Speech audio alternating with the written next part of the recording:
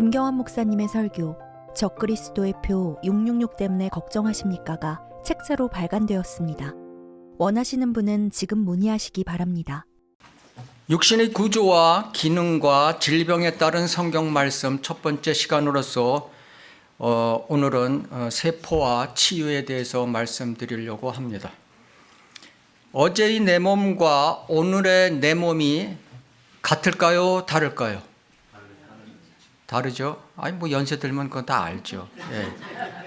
오늘의 몸과 내일의 몸이 또 다른 것입니다. 왜 그러냐면은 우리의 몸은 단연코 날마다 새롭다.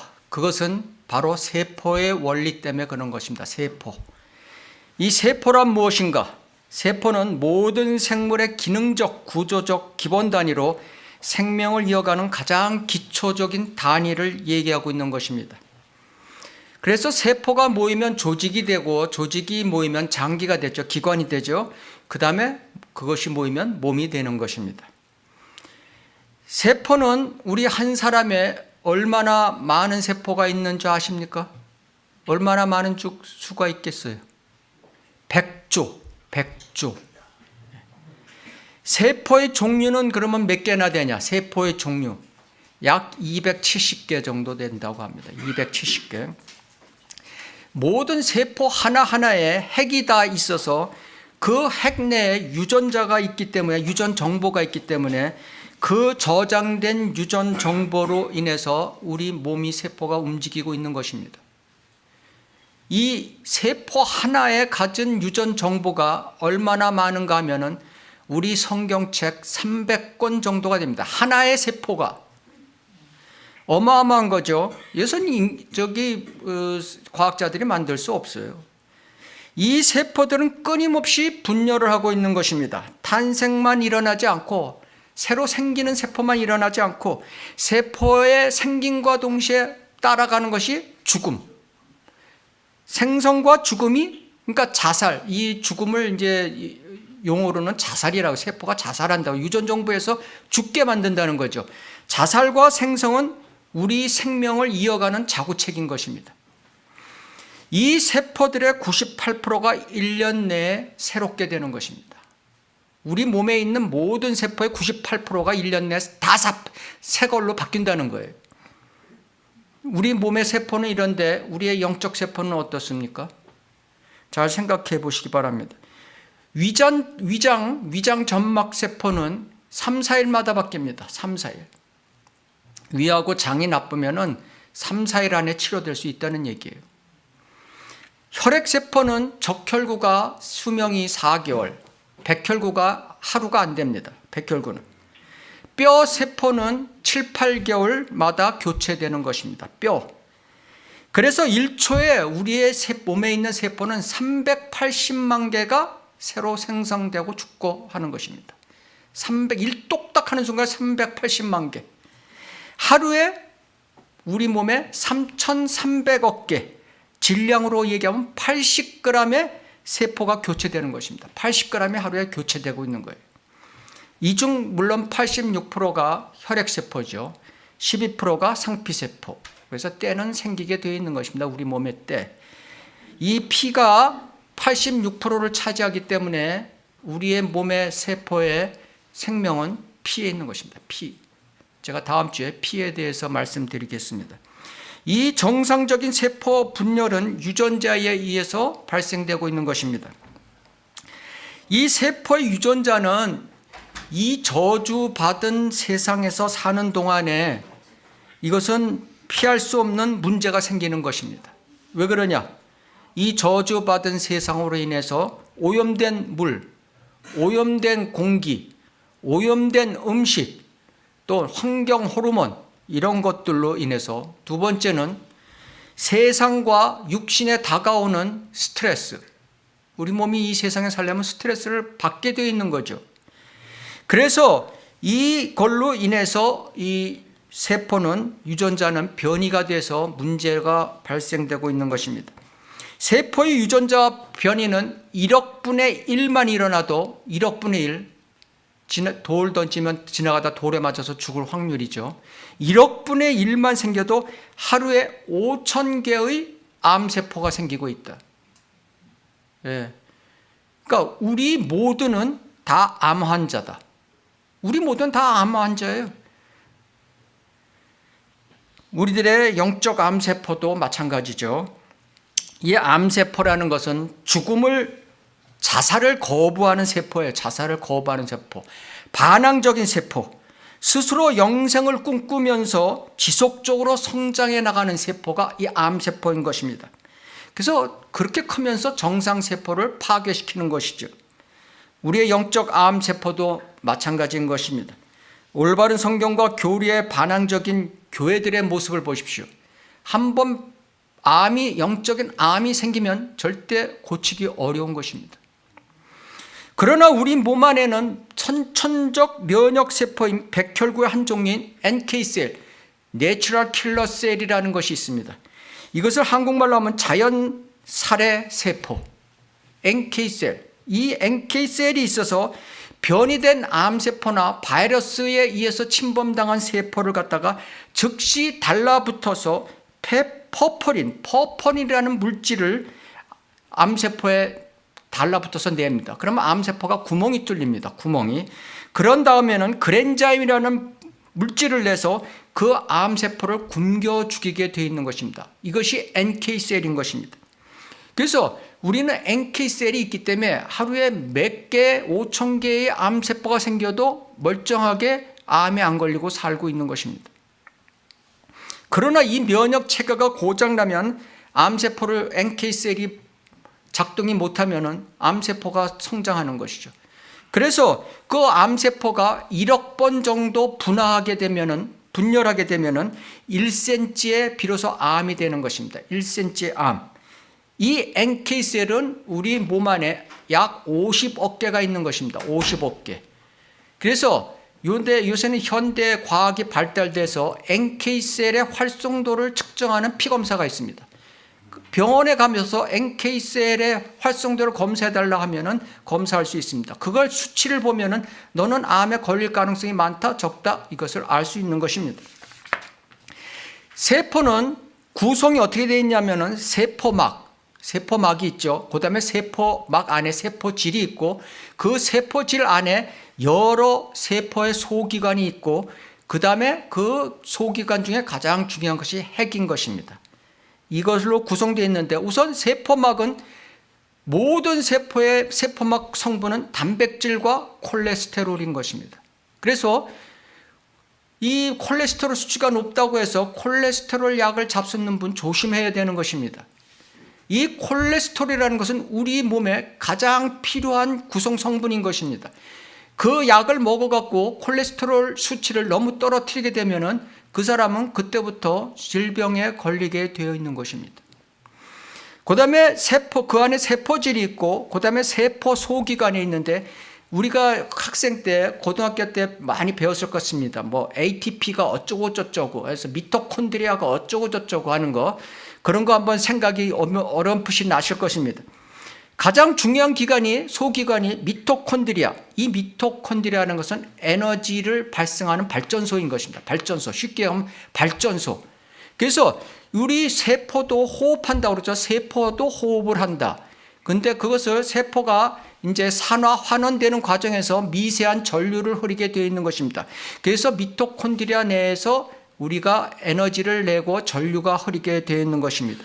나이가 들수록 이것이 기능이 약화돼서 추위에 약하게 되는 것입니다. 젊은 애들은 추워도 반팔 입고 반바지 입고 막 뛰어다니고 그냥 걸어다녀도 추위를 느끼질 않아요. 근데 나이 들면은 이 기능이 약화되기 때문에 추위를 금방 타는 것이죠.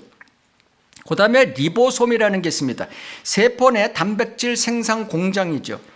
핵의 DNA 명령에 따라서 단백질을 생산하는 것입니다. 이외에 리소솜이라는 것이 있습니다. 쓰레기 소각장.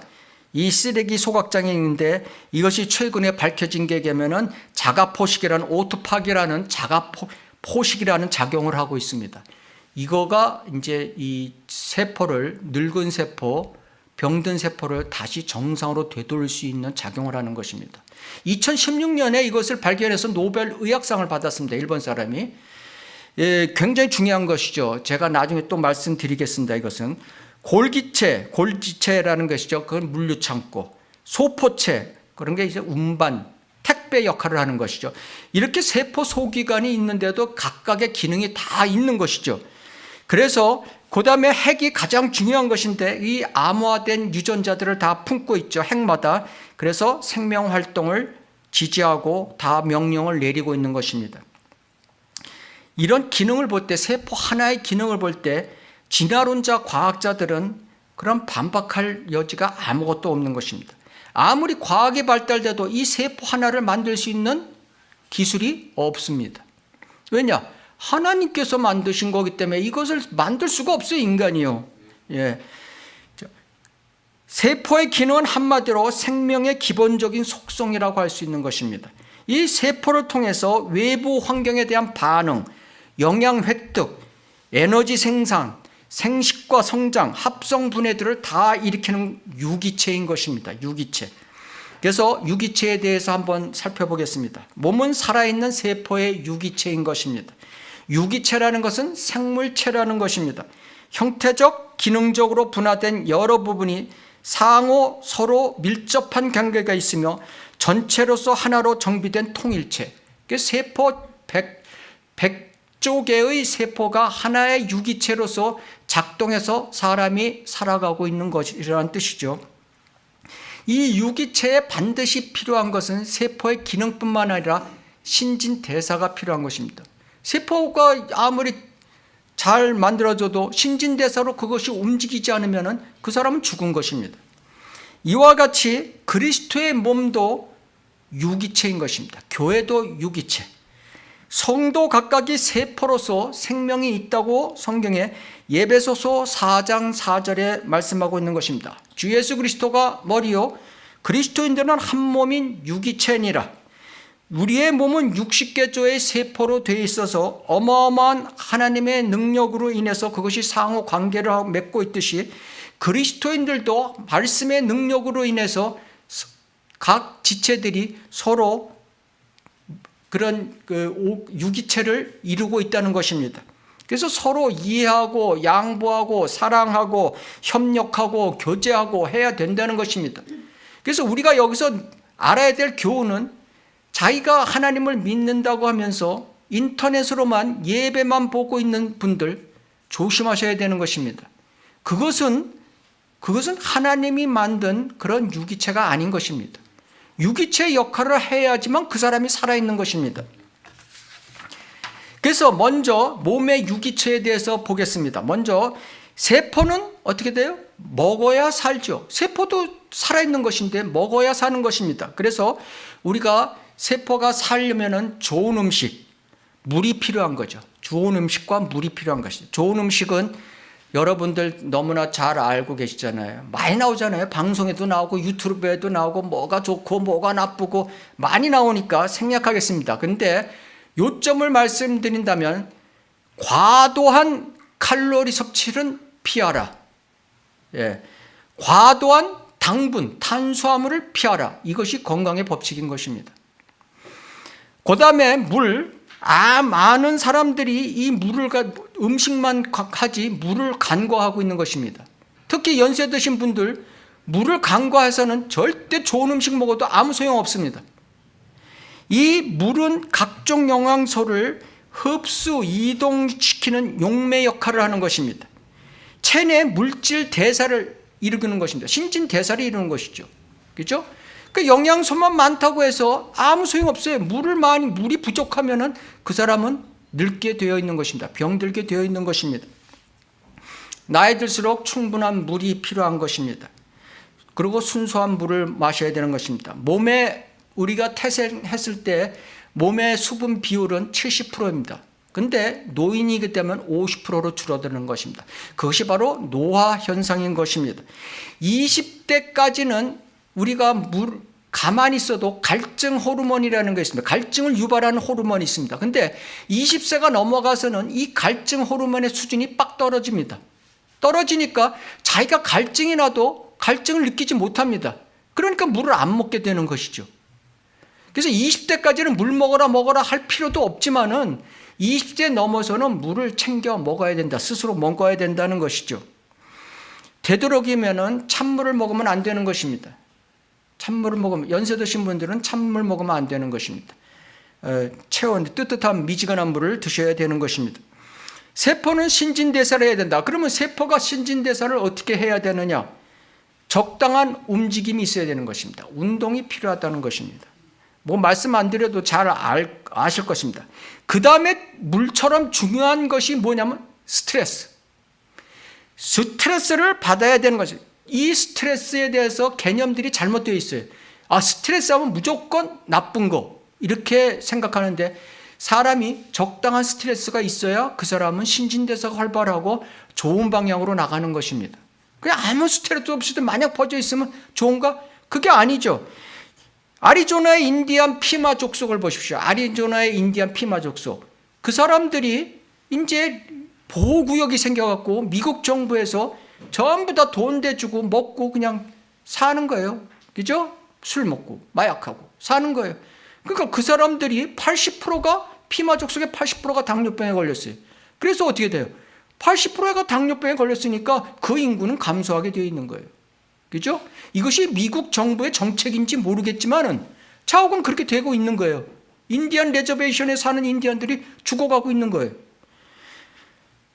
그 다음에 이 몸의 유기체에 대해서 설명했는데, 교회의 영적 유기체에 대해서 한번 말씀을 드리려고 합니다. 성도도 먹어야 산다. 성도가 세포죠. 먹어야 산다. 먹기 위해서는 우리가 순수한 말씀과 좋은 음식이 있어야 되는 거죠. 좋은 말씀이 있어야 되는 것이죠. 시편 12편 6절, 주의 말씀들은 순수한 말씀들이다. 흑도관이에 단련되어 7번 정화된 은갓도다. 그죠? 이 순수한 말씀으로 쓰여진 하나님의 이런 뜻은 하나님의 영감으로 쓰셨고 섭리로 보존하신 변개되지 않은 하나님의 순수한 말씀을 뜻하는 것입니다. 변개된 말씀은 오염된 음식을 얘기하는 것입니다. 결국 그 세포는 죽게 되어 있는 것입니다. 좋은 음식, 요한복음 4장 34절, 나의 음식은 나를 보내신 분의 뜻을 행하고 그분의 일을 완성하는 것이라. 이것이 좋은 음식인 것입니다. 몸에서도 마찬가지지만은 우리가 세상 육신이 좋아하는 음식, 세상 음식이 뭐예요? 달고 기름기 많고 입맛에 당기는 거, 이것은 나쁜 음식이다. 이렇게 알고 계시면 되는 거예요. 그거는 긍정적 음식이다. 육신의 긍정적 음식. 말씀도 긍정적 말씀을 먹었다가는 죽는 것입니다. 우리가 하나님의 주의 뜻대로, 이 그렇잖아요. 요한복음 4장 34절, 나의 음식은 나를 보내신 분의 뜻을 행한다. 하나님의 뜻을 행하는 것이 어떻게? 하나님께서는 말씀을 통해서 내게 책망과 바로잡음과 의로 훈육하라고 말씀을 주셨지, 이 말씀 갖고 어떻게 세상에서 까불라고 주셨어요? 아니죠. 예, 교만하면 안 된다는 것이죠. 그 다음에 음식만 있으면 안 되고 물이 있어야 되듯이 우리 성도도 중요한 게 있죠. 바로 그 음식, 말씀을 소화시키고 말씀의 물질 대사를 일으키는 뭐예요? 순수한 올바른 교리, 올바른 교리가 있어야 된다는 것입니다. 교리라는 것은 절대적 진리의 가르침이라는 게 교리의 정의죠. 음식에 물이 없으면 안 되듯이 말씀의 절대적 가르침의 교리가 굉장히 중요한 것입니다. 그래서 디모데전서 4장 6절에는 이렇게 말씀하고 계십니다.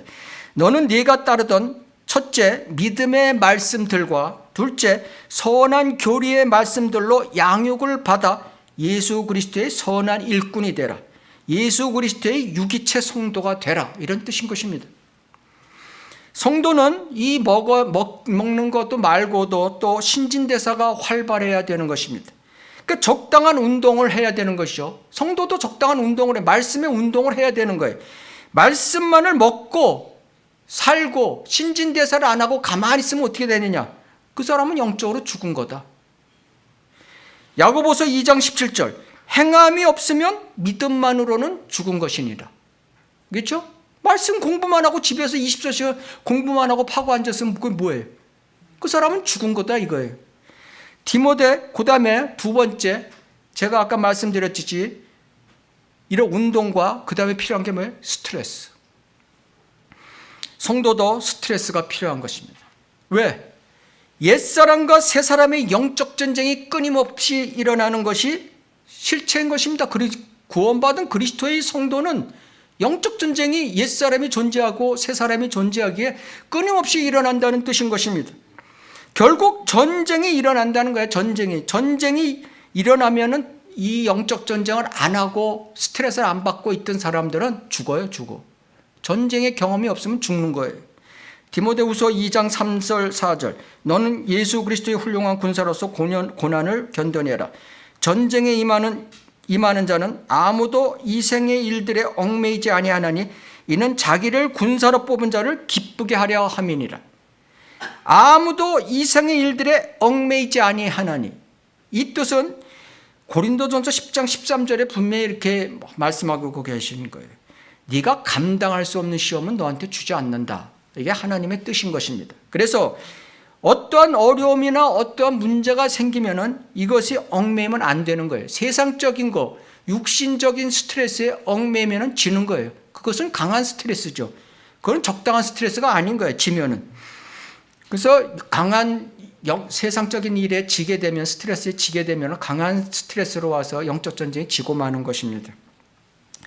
당연히 우리는 옛사람이 죽을 때까지, 몸이 부활될 때까지는 당연히 옛사람이 존재하기에 영적 전쟁을 치러야 됩니다. 그러나 그 영적 전쟁을 우리가 하나님께 감사하는 마음으로, 그런 하나님이 더 좋은 것으로 주시는 마음으로, 그 믿음으로 이겨나갈 때 그 사람은 그 신진대사가, 영적 신진대사가 활발히 더 일어난다는 뜻인 것입니다. 성경서 말하는 영적 암은 무엇인가? 바로 성경에 자세히 나와 있습니다. 디모데후서 2장 15절 피시겠습니다. 디모데후서 2장 15절을 피시겠습니다.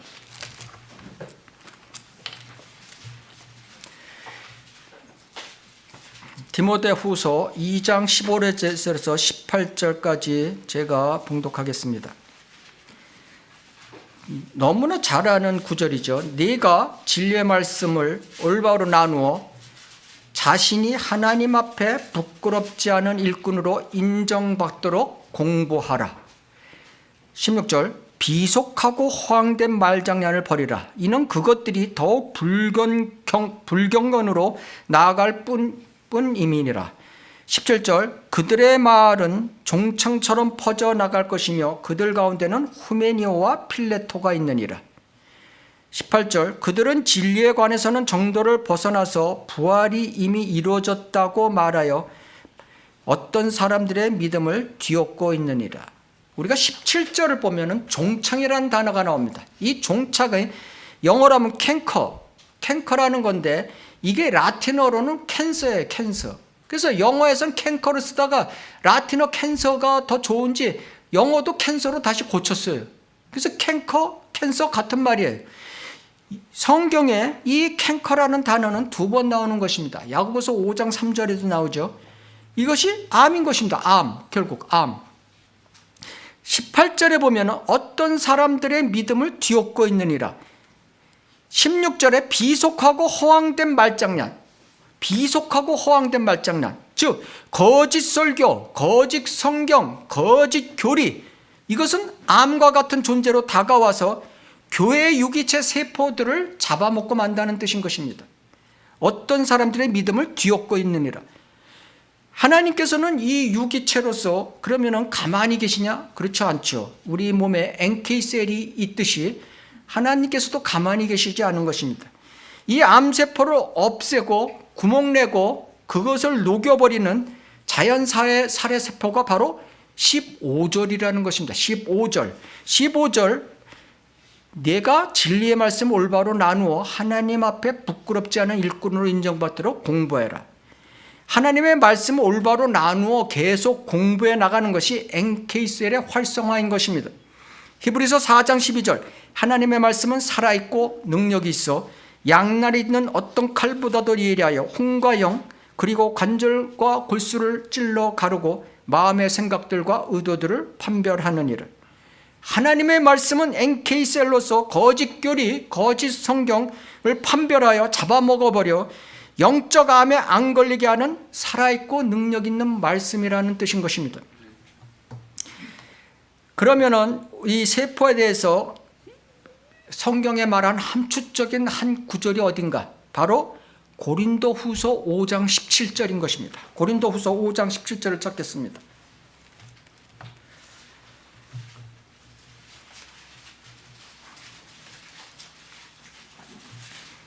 고린도후서 5장 17절. 그러므로 누구든지 그리스도 안에 있으면 새로운 피조물이라. A new creature. 옛 것들은 지나갔으니 보라 모든 것이 새 것이 되었도다. 세포가 계속 죽고 생기고 하듯이 우리 사람이란 존재도 계속 옛 성품이 죽고 새 성품이 돼야 되는 것입니다. 그것이 바로 이 구절인 것입니다. 그렇지 못하고 오래된 세포가 안 죽으면 암이 되는 것입니다. 영적인 암이 오는 것입니다. 새로운 피조물로 구원받았다는 사실을 큰 축복인 것은 사실인 것입니다. 그러나 이것에 머물러 있으면 안 되고 매일 매시간 우리는 영적 세포를 새로이 자살시키고 생성하는 진행형의 새로운 피조물이 되어야 된다는 뜻인 것입니다.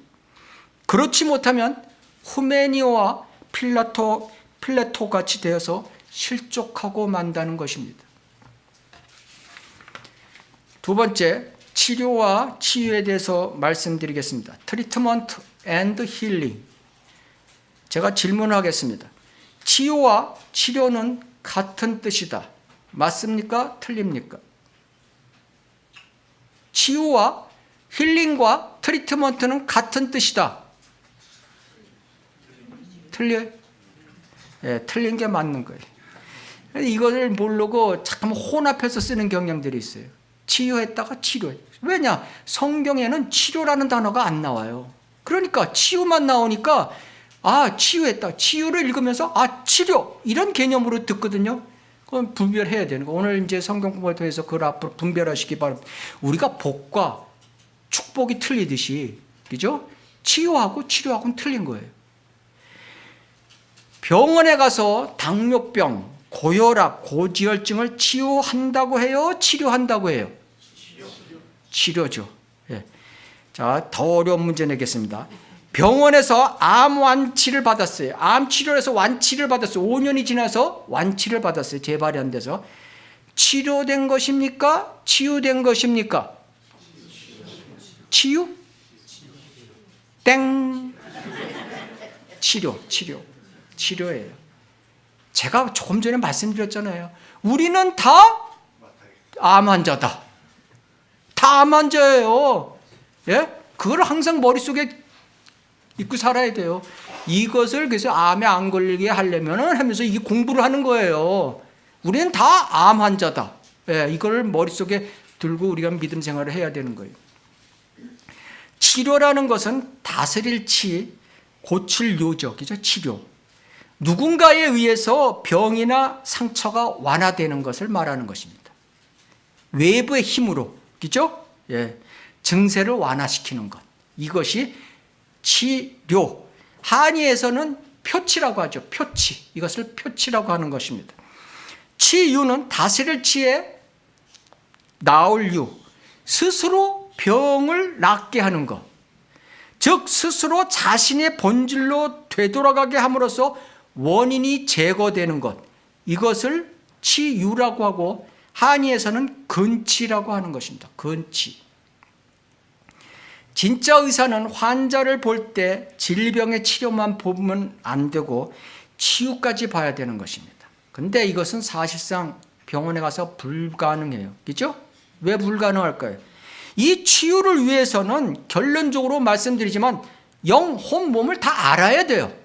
이래서 치유가 되는 것이지 몸만 알았다고 절대 치유되는 것은 아닌 것입니다. 하나님의 그 오묘한 신비를 우리가 육체의 그런 신비를 통해서 우리가 알아야 되는 거예요. 킹 제임스 성경에 의하면은 이 치료라는 단어는 한 글자도 안 나옵니다. 그러나 우리가 어렴풋이 알 수 있는 구절이 하나 나오죠. 마가복음 5장 26절과 누가복음 8장 43절에 12년간 유출병을 앓던 어떤 여인이 나오죠. 이스라엘 여인이 나오죠. 12년간 유출병이라고 나오죠. 간접적 치료 장면이 나오는 겁니다. 거기서 어떻게 나오냐면 여러 의사에게서 많은 고통을 받았고 또 가지고 있는 것도 모두 허비하였지만 조금도 나아지지 아니하고 오히려 악화된지라. 뭐 의사를 비난하려고 한 말이 아니야. 이건 하나님께서 이 구조를 지나쳐버리기가 우리가 쉬운데 이것은 의미하는 바가 굉장히 큰 거예요. 뭐 그렇다고 치료가 중요하지 않다, 그 뜻이 아니에요. 이것은 그 치유라는 것은 예수 그리스도께서 이 여인을 고쳐줬는데, 치유라는 것은 영적 치유가 동반돼야 된다는 뜻인 것입니다. 영적 치유가 동반 안 되는 것은 치유라고 할 수가 없는 거예요. 반면 치유라는 힐링은 64회 성경에 나옵니다. 64회. 구약의 39회, 신약의 25회. 그러나 바울 서신서의 13권에는 한 번도 안 나옵니다. 힐링이. 이것도 의미하는 바가 굉장히 크죠. 출애굽기 15장 26절을 보면은 여기에 치유라는 단어가 처음 나오고 질병이라는 단어가 처음 나옵니다. 첫 언급의 법칙이죠. 네가 주 너의 하나님의 음성에 부지런히 경청하고 그가 보시기에 옳은 것을 행하며 그의 계명들에 귀 기울이고 그의 모든 규례를 지키면 내가 이집트인들에게 가져왔던 그 질병들의 하나도 너에게 내리지 아니하리라. 이는 내가 너를 치유하는 주이기 때문이니라. 여기에서 너는 유대인들을 얘기하고 있는 것이죠. 지금 유대인들, 출애굽하는 유대인들. 그래서 이것을 잘못 해석해서 갖고 은사주의 목사들이 이 구조를 많이 써먹죠. 병 치료한다고 해서. 그죠? 이건 이방인들이 하는 게 아니라 유대인들에게 그 당시 말씀과 행위, 이걸 조건부로 준 거예요. 그렇게 하면 너희들이 질병이 걸리지 않겠다. 이런 하나님의 약속이죠. 지금 유대인들에게 해당도 안 되죠. 지금 유대인들은 말씀도 지키지도 않고 또 일을 하지도 않아요. 행하지도 않아요. 그러니까 이것은 결국 천년왕국 때에 가서 유대인들에게 다시 회복될 수 있는 찬스가 있는 것이죠. 이방인 그리스도인들은 이 세상이 이집트잖아요. 이집트에 우리는 이집트 세상의 삶으로서 앞에 이제 말씀대로 오염된 세상으로부터 유전자 변형으로 인해서 질병을 피할 수 없는 존재가 우리인 것입니다. 우리한테 적용될 수가 없어요. 성육신하신 주님께서 오신 후에 어떻게 했어요? 메시아임을 증거하기 위해서 치유의 표적을 하셨고 또 제자들에게 치유의 표적을 보여주셔서 예수 그리스도를 증거하라고 하셨던 것이죠. 그러나 주님 이 성경이 우리 손에 들려지기 시작한 성경이 완성된 사도시대의 끝으로 인해서 치유의 표적은 끝났던 것입니다. 그래서 바울 서신서 13권에는 치유라는 단어가 안 나오고 있는 것입니다. 그러나 교회 은혜 시대 때도 우리는 하나님께 치유를 위한 기도를 할 수가 있는 것입니다. 히스기야 왕이 병에 걸렸을 때 하나님께 간절한 기도를 했죠. 그래서 무화과 그런 걸 갖다 반죽을 붙여갖고 병이 난 적이 있죠. 이렇듯이 우리는 기도를 할 수가 있는 거예요. 치유 기도의 응답은 그러나 하나님의 뜻에 전적으로 달려있는 것입니다. 치유라는 것은 하나님께서 자녀들에 대한 최선을 아시고 고쳐주시는 하나님의 특권인 것입니다. 그래서 우리가 절대 치유자가 될 수 없는 것입니다. 이건 하나님의 특권이에요. 그래서 힐러가 될 수 없는 거예요. 이 힐러 흉내를 내는 것, 박혁 전도사, 송기철 장로, 김노기 여자 목사, 이태희 부흥사, 브라이언 박, 이다인 목사, 제가 다 평론을 했죠. 이런 사람들이 자기가 힐러래. 그러니까 자기가 힐러라는 뜻은 자기가 하나님이라는 뜻이에요. 이런 잘못된 것을 하면 안 되는 것이죠. 고린도후서 12장 7절에서 10절을 보면 바울조차도 육체의 한 가시를 가져갖고 없애달라고 기도를 3번씩이나 간절히 했어요. 그때 하나님께서 뭐라고 그러셨어요? 내 은혜가 네게 충분하도다. 이는 내 능력이 약한 데서 온전하게 됨이니라. 약한다 되는 게 인포미티라는 것은 병에서 나오는 단어죠. 몸이 그냥 뭐 허약한 뜻이 아니에요. 병이에요, 병. 그래서 그때 바울은 곧바로 알아듣고 어떻게 답변했어요? 내가 오히려 기쁘게 나의 약함, 나의 병들을 자랑하니니 이는 그리스도의 능력이 내게 거하게 하려 함이니라. 이렇게 응답을 했죠. 이것이 그리스도인의 응답의 자세가 되어야 되는 것입니다. 빌립보서 2장 27절에 보면 그가 에파프로디도를 얘기하는 것입니다. 정녕 병들어 죽게 되었으나 내가 슬픔에 슬픔을 당하지 않도록 하나님께서 그에게 자비를 베푸셨으니 그에게뿐만 아니라 나에게도니라. 바울의 기도에 응답해 주셨다는 뜻인 것입니다. 야고보서 5장 15절 16절 믿음의 기도는 병든 자를 구원하리니 주께서 그를 일으키시리라. 그가 죄들을 범했어도 그것들을 용서해 주시리라. 그러므로 너희는 서로의 잘못을 자백하고 치유를 위하여 서로 기도하라. 의인의 효과적인 열렬한 기도는 역사하는 힘이 많으리라. 우리는 그리스도인들은 치유를 위해서 기도를 해야 되는 것입니다.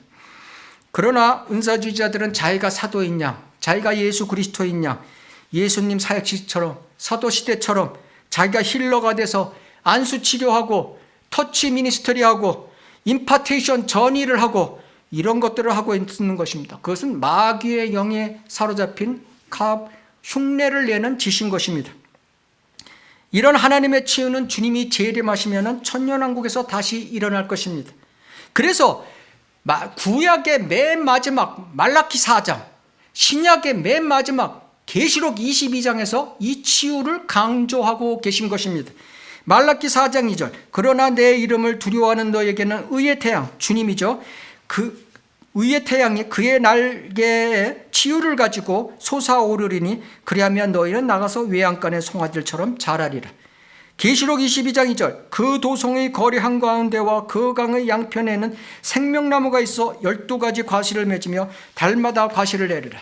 그리고 그 나무의 잎사귀들은 민족들을 치유하게 될 것이라. 이것이 이제 천년왕국 때 이루어질 치유를 약속하고 계신 것입니다. 앞서 언급된 세포에 대해서 말씀드렸듯이 이 세포의 신진대사를 원활히 못하면 질병이 오게 되어 있는 것입니다. 그래서 세포의 신진대사의 장애를 일으키는 유전자 변이, 이 유전자 변이는 우린 피할 수 없는 것입니다. 왜냐? 우리의 몸은 이 저주받은 세상에 살고 있기 때문인 것입니다. 그래서 우리는 이 스트레스에 대한 개념을 바꿔야 되는 것입니다. 스트레스 하면은 이런 말이 있습니다. 스트레스는 만병의 근원이라. 그죠? 만병의 근원이라. 이 개념을 바꿔야 되는 거예요. 우리는 이 인간은 스트레스가 없이는 이 땅에서 살 수가 없어요. 왜 스트레스가 없어? 뭐 살 수가 없죠. 정신적, 육신적, 뭐 음식 다 스트레스가 오는 것이잖아요. 옛사람이 근원이 되기 때문에 스트레스는 오게 되어 있는 것입니다. 우리가 옛사람이 있기 때문에 스트레스는 계속 오는 거예요. 그래서 캐나다 내분비학자 한스 셀리에라는 그런 의사가 이렇게 말을 했습니다. 스트레스에 대해서 정신적, 육체적 균형과 안정을 깨트리는 자극에 대해 자신이 있던 안정상태를 유지하기 위해 변화에 저항하는 반응. 스트레스란 것은 자기가 안정을 유지하려고 스스로 일으키는 반응이라는 뜻이에요. 한 정신과 의사는 이렇게 말했습니다. 스스로 결정할 수 없고 벗어날 수 없다고 느껴져서 오는 것이 스트레스다. 그죠? 나는 내가 이것을 도저히 해결할 수 없어. 그래서 그 느껴지는 것이 스트레스다. 그러니까 스트레스를 풀려고 하지 말라 이거예요. 그냥 자연스러운 것으로 받아들이라. 이렇게 이제 얘기하고 있는 것입니다. 그 사람은 스트레스를 전혀 안 받고 살 수가 없어요. 왜? 옛사람이 있기 때문에. 그래서 가벼운 스트레스와 지나친 스트레스로 나눠지게 되는 것입니다. 오히려 적당한 긴장감과 활력을 주는 적당한 스트레스는 인간이 오히려 안전한 방향으로 나아가는 길인 것입니다. 그러나 지나친 스트레스는 질병을 유발하는 것입니다. 그래서 지나친 스트레스가 오면은 심리적 증세가 나타나고 신체적 증세가 나타나고 행동적 증세까지 나타나게 되어 있는 것입니다. 막 물어뜯고, 그죠? 괜히 막 과식하고, 과음하고, 폭력을 행사하고, 안절부절 못하고, 이런 것들이 다 스트레스가 벌써 심하게 와서 몸에 나쁜 작용을 일으키고 있다는 사인인 것입니다. 수많은 과학자들이 이런 사람이 어떻게 하면 건강하게 사나에 대해서 논문들을 많이 냈어요. 그죠? 그래갖고 왜 어떤 사람이 오래 살까? 여러분 아세요? 어떤 사람이 오래 살까? 예. 그거 아시는 분 계세요? 그래서 학자들이 하니까 첫 번째, 소득 수준이 높은 사람이 오래 살더라 하는 논문이 나왔어요. 당연하죠. 이거 당근이라는 말이죠. 당근. 소득 수준이 높은 사람은 뭐예요? 아니, 돈이 많으니까 좋은 병원 가고 좋은 거 먹고 좋은 환경에서 살고 그러니까 오래 살죠. 그죠? 예. 근데 가만히 지내다 보니까 돈이 많다고 다 오래 사는 게 아니거든. 그래서 다른 사람이 또 연구를 해봤어요. 그랬더니 그게 아니고 학력이 높은 사람이 오래 살더라. 학력이. 이것도 당근이죠. 학력이 높은 건 되게 돈이 많고, 그죠? 벌이가 좋다는 거죠. 그 다음에 좋은 환경에서 일하고, 이러니까 오래 사는 거예요. 학력이 높으니까 또 병도 빨리빨리 캐치하고, 예? 병원도 자주 다니고. 그러니까 학력이 높은 사람이 가만히 보니까 학력이 높다고 다 오래 살지 않거든? 그래갖고 또 연구한 게, 그게 아니라 사회적 활동을 하는 사람이 오래 산다. 부지런하게 농사도 짓고 계속 움직이는 사람이 오래 살더라. 이렇게 논문이 나온 거예요. 그것도 맞아. 그런데 가만히 보니까 오래 많이 움직이고 열심히 일한다고 한다 해서 오래 살지 않거든. 그런 사람도 빨리 죽는 사람이 많거든. 그래서 해보니까 그게 아니라 유전자다. 유전자가 좋아하는 사람은 그냥 개판같이 살아도 오래 살고 유전자 문제다. 그때 사람들이 맞아 그렇다. 그런데 유전자가 좋은 사람들도 거기서 빨리 죽더라고. 이게 어떻게 된 거냐 해서 또 다른 논문이 나왔습니다. 이거는 생활 습관이더라. 다 포용하는 거죠. 다 포함하는 거. 생활 습관.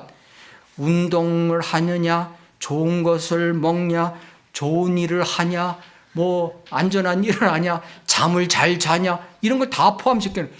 맞아. 생활 습관이 중요해. 예? 근데 생활 습관 좋은 사람도 빨리 죽다. 이게 발견된 거예요.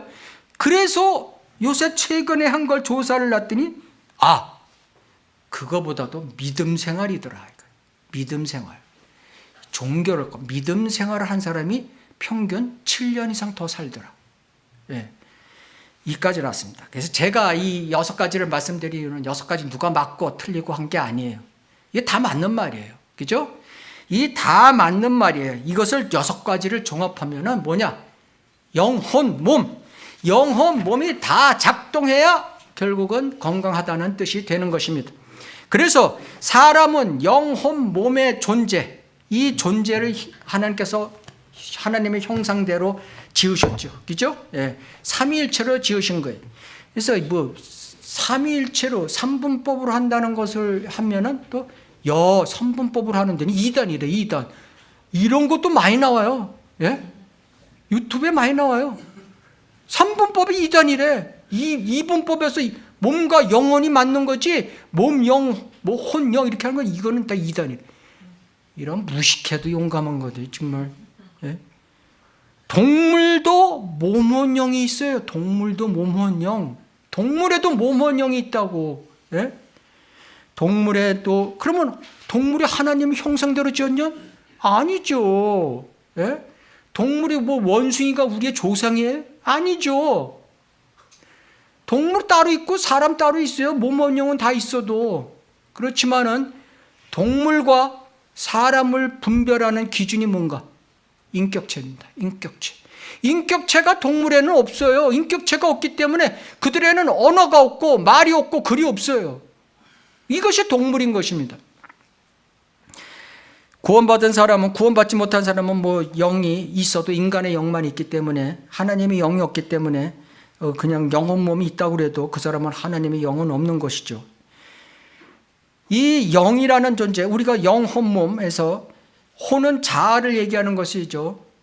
몸은 이 세상, 그러니까 몸이라는 존재는 세상을 5대 감각으로 인해서 세상을 인식하는 능력, 이것이 몸이 하는 역할이고, 혼은 자기 자산, 자기 자신을 인식하는 능력, 이것이 혼이고, 영은 뭐냐? 하나님을 아는 능력이에요. 하나님을 아는 거. 그러니까 하나님의 영이 없으면 그건 하나님을 알지 못하는 것이죠.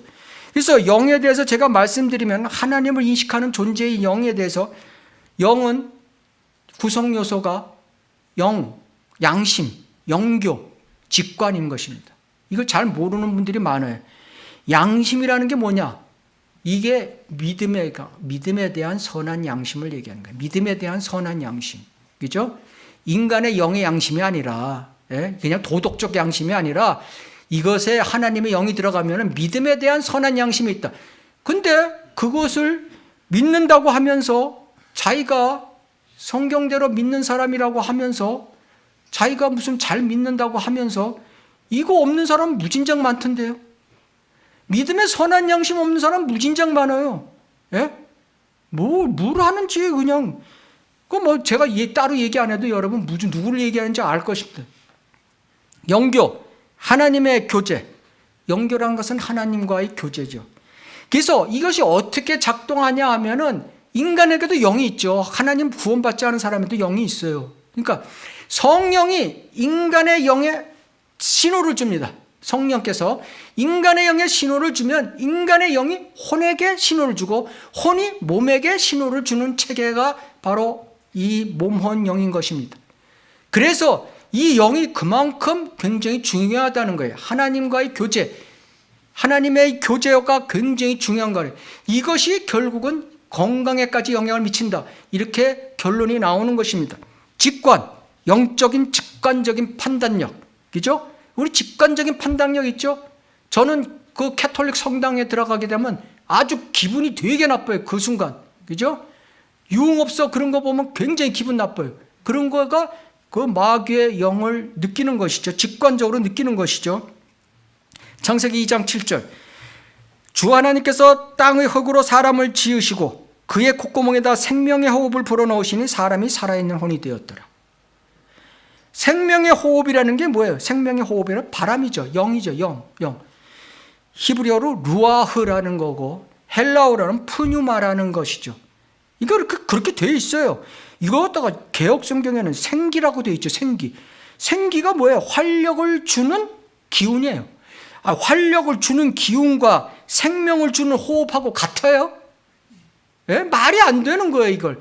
근데 개역 성경에는 버섯이 써놓고, 우리에게 생기. 그러면서 또 생기. 그런 유튜브 건강에 대한 거 좀 뭔가 있나 찾아보니까 제도교회들이 이걸 찾아서 혹시나 해갖고 들어봤더니 생기. 예? 그 다음에 살아있는 혼이 생명이 되었대. 예? 영이 됐어요, 사람이? 혼이 되었죠. 리빙 소울이라는 것은 현재도 살아있고 미래도 살아있는 영원히 진행형, 진행형의 물질. 이것은 비물질로서 혼 자아를 얘기하는 것입니다. 그래서 우리의 본인은, 내 자신은 우리는 혼인 것입니다. 혼을 이 육신의 세상에 살아있는 동안 육신의 몸, 흙덩어리가 휘감고 있을 뿐인 것입니다. 그래서 7, 80년이 지나면 그 몸은 흙이 있던 대로 돌아가는 것입니다.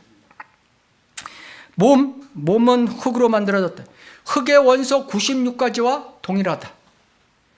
단지 이것을 동일하게 안 보는 이유가 뭐냐면은 단지 구성 비율이 어마어마하게 틀려요. 흙의 96가지 원소의 구성 비율과 몸의 96가지 원소의 구성 비율이 틀린 거예요. 우리 몸은 수분이 50%, 70%나 차지하는 거예요. 근데 흙은 그렇지 않죠. 우리의 몸은 산소가 흙 성분이 65%, 탄소가 18%, 수소가 10%, 질소 3%, 칼륨 2%, 인이 1%. 이것이 99%예요. 99% 이상을 다 밝혀냈는데도 그걸로 세포 하나 못 만든다. 이게 창조의 섭리죠. 예. 과학의 섭리가 아니죠. 이것이 생명의 기적이에요. 기적. 하나님만이 할 수 있는 기적인 것입니다. 그래서 우리는 영혼 몸을 다 잘 관리해 나가야 되는 것입니다. 창조된 자신의 본질로 돌아가는, 하나님이 만드신 그 본질로 돌아가는 스스로의 원인이 제거되는 치유의 길인 것입니다. 그것이. 자, 치유에 대한 성경의 함축적인 말씀은 무엇이냐? 성경에 있는 것입니다. 데살로니가전서 5장 16절을 찾으시겠습니다.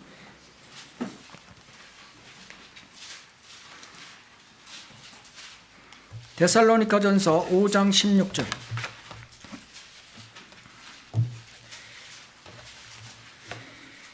치유에 대한 함축적인 말씀이 나온 거죠. 항상 기뻐하라. 쉬지 말고 기도하라. 우리 너무 잘 알고 계시는 거예요. 모든 일에 감사하라. 성령을 소멸치 말라. 예언을 멸시치 말라.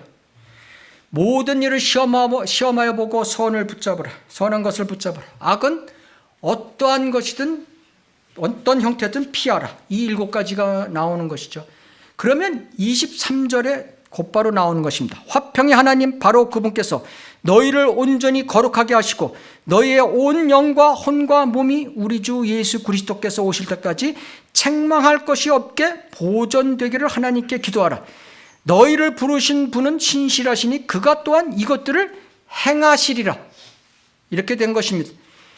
우리는 영혼 몸, 하나님께서 주신 영혼 몸이 있기에 이 균형을 잘 맞춰서 완벽하지 못해도 책망할 것이 없게 보존해야 되는 것입니다. 그것을 위해서 기도해야 되는 것입니다. 그러면 하나님께서 이루어 주신다고 말씀하고 계신 것입니다. 이 데살로니가전서 여기 이 본문에서 가장 중요한 것이 뭐냐면은 첫 번째 나오는 항상 기뻐하라. 이것은 빌립보서 3장 1절에 나오는 항상 주 안에서 기뻐하라는 것입니다. 이 뜻인 것입니다. 우리 세포를 손상시키는 가장 큰 원인이 스트레스인 것입니다. 각종 스트레스, 정신적, 육체적 균형과 안정을 깨트리는 자극에 대한 반응인 것입니다. 스트레스는. 이것을 극복하는 최대의 NK셀이 바로 항상 주 안에서 기뻐하라는 것입니다. 항상 세상에서 육신 안에서가 아닌 것입니다. 그것은 야고보서 4장 16절에 나옵니다. 너희가 너희의 자만 가운데 기뻐하고 있으니 그러한 기쁨은 다 악하느니라. 육신적 기쁨, 세상적 기쁨으로서 자만에 놓인 기쁨은 다 악하다고 하나님께서 말씀하고 계신 것입니다. 아무 뜻도 없이 그러면 웃으면 복이 와요. 웃는 사람은 건강해져야 해갖고 집에서 괜히 실수도 없이 웃는 사람들 있죠. 예? 그거는 아니에요. 하나님의 관계된 기쁨이지 세상 기쁨은 악하다고 얘기되어 있는 것입니다. 피할 수 없는 세상 육신의 스트레스는 즐겨 이겨나가는 방법은 오직 이 방법뿐인 것입니다. 요한일서 5장 4절 세상을 이기는 승리는 이것이니 곧 우리의 믿음이니라. 믿음으로 주 안에서 기뻐하는 그 다음에 어떻게 돼요? 그 다음에 기도하게 되고 그 다음에 어떻게 돼요? 감사하게 되고 그 다음에 성령의 말씀을 듣게 되고 그 다음에 예언의 말씀을 중요시 여기게 되고 그 다음에 선을 행하게 되고 그 다음에 악을 피하게 된다는 뜻인 것입니다. 그래서 주 예수 우리가 어떠한 고난과 세상적인 스트레스가 왔어도 그것은 세상적 고난과 스트레스는 잠깐 있다가 없어질 썩어질 것이라는 생각을 우리가 가져야 되는 것입니다. 예수 그리스도는 어려울 때도 슬플 때도 기쁠 때도 항상 함께 계시고 버리지 않으시고 영원한 생명의 길로 인도하심을 알고 믿음, 확신 가운데서 기쁨을 누리시길 바라는 것입니다. 결론을 말씀드리겠습니다. 그리스도인들은 우리 몸의 세포들처럼 새로운 피조물로서 매일 순수한 말씀과 올바른 교리로 새로워지는 삶을 살아야 한다는 것입니다. 두 번째, 몸뿐만 아니라 영과 혼도 주님 앞에 설 때까지 책망당하지 않게 잘 보존해야 되는 것입니다. 그것은 어려울 때, 기쁠 때, 슬플 때, 어느 때라도 주 안에서 항상 기뻐하는 것부터 시작해야 된다는 것입니다. 이상입니다.